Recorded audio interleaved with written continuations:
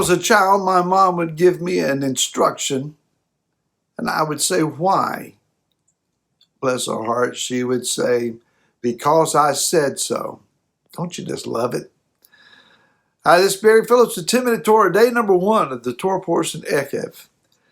Let's go to the book of Deuteronomy, Devarim, chapter number 7, and begin reading with verse number 12.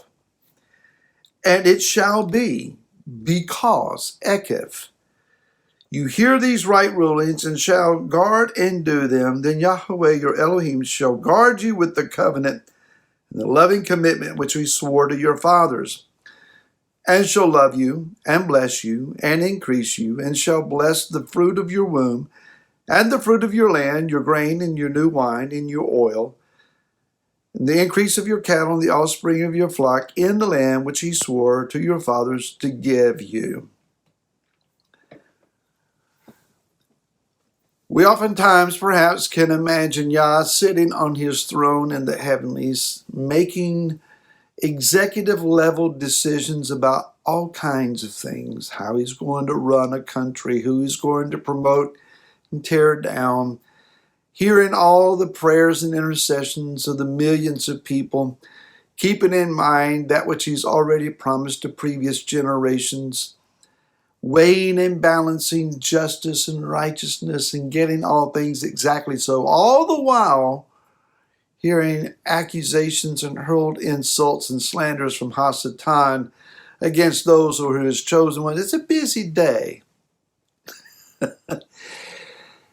Let's clear the air just a little bit and understand this. As Yah governs all things and moves and reveals himself in all things and judiciously moves in the lives of people, he does not act arbitrarily on whims or momentary decisions or because I feel like it.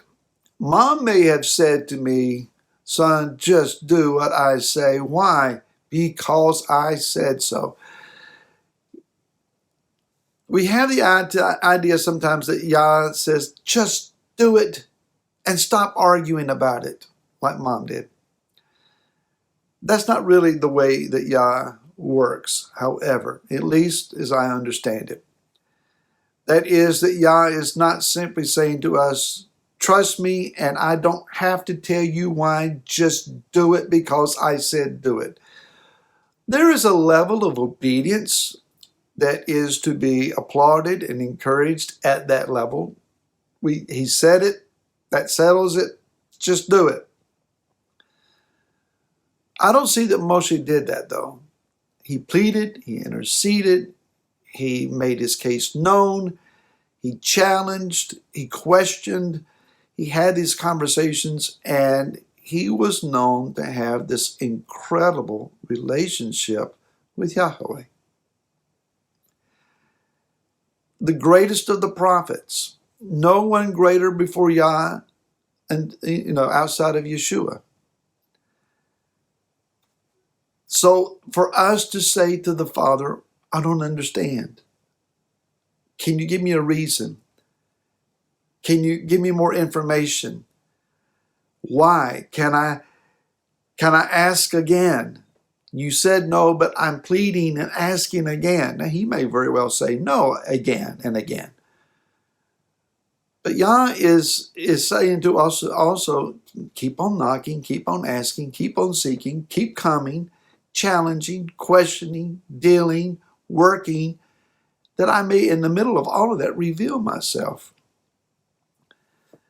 The word because. Look at again what verse 12 says, and it shall be Eikev, because. Because of what? Because you hear the right rulings and shall guard and do them.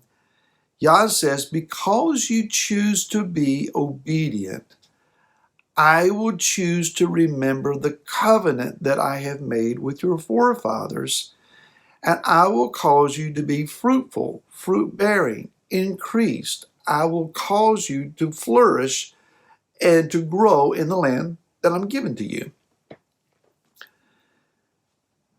Yah has already laid out the parameters, the boundaries, the cause and effect understandings of how he's going to work.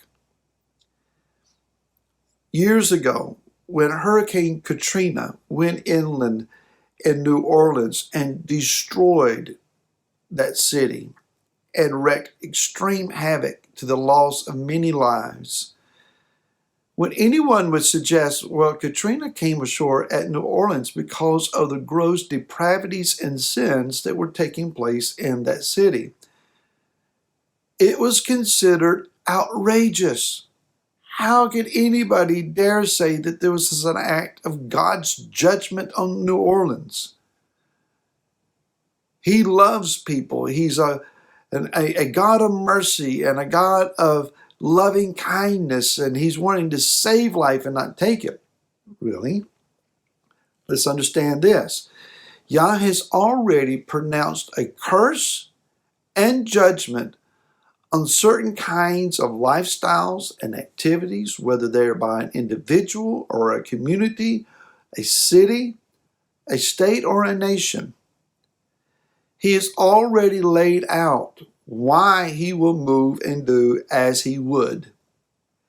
If we move in darkness, if we live in depravity, if we engage in blasphemy, if we engage in murder or thefts of some sort, Yah has already decreed his judgment against those things. Engaging in them then brings upon ourselves due justice and penalty. And when that takes place, it's not as though Yah has sat on his throne and pointed his finger and went zap. He's already said, my judgment is upon these things. Likewise, he has said, when you walk in obedience to me, to my commands, when you walk in the authority of my covenant, then these are the blessings that will pursue and overtake you. The choice is ours. So do I believe that Katrina was judgment on New Orleans? Yeah, I do. How dare I say that when it cost people their lives? Yah had already decreed his judgment. And New Orleans thumbed their nose at him and said, we're going to live a lascivious lifestyle anyway. How many more cities, states, nations have also incurred his wrath over and again? Maybe we haven't seen it yet in some places, but know this, it's coming. There are those that choose to walk uprightly, to treat people fairly, to look out for righteousness, to see a place of light instead of darkness. And they will see the favor of Elohim hover over their community, their place, their home, because they choose to do so. The choice is ours. Eikev, because. Again, Yah is not necessarily always looking for blind faith.